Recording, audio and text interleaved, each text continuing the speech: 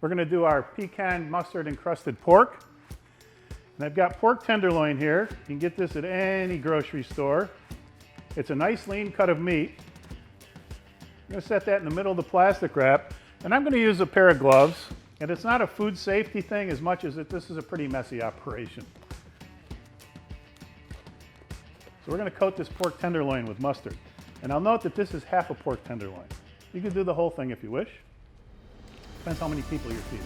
But this will be enough for 2 people right here.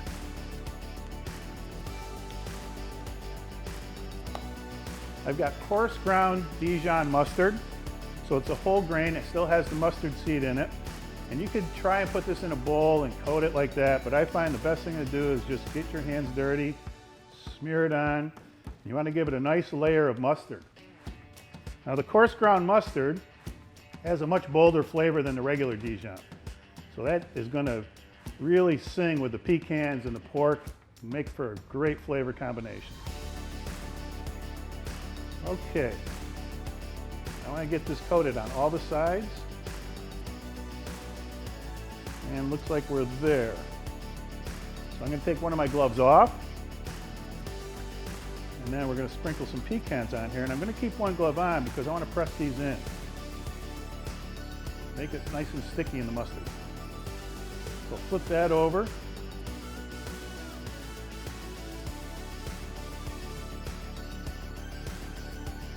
You want to chop your pecans rather fine also so they adhere better and it gives a nicer coating as well. I'm going to get on the sides.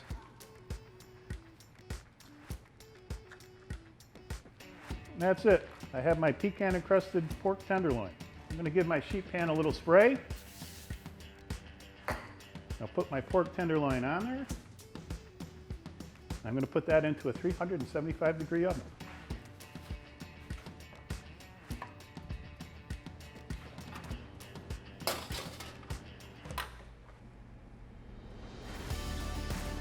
Oh, and it's gotten nice and brown and crusty. We're going to check that temperature.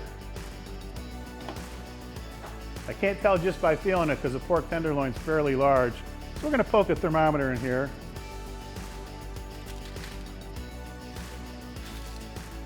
And I've got a temperature of 155 degrees.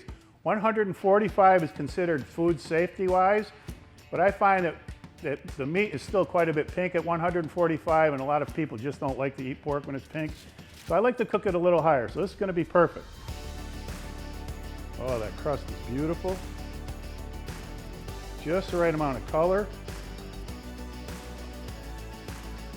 This is super delicious. Goes really well with the roasted red pepper sauce. If you've seen the video on sauces, I suggest you take a look at that. It's a very simple recipe, and it goes well with a lot of meats, fish. Just give that a little smear on your plate.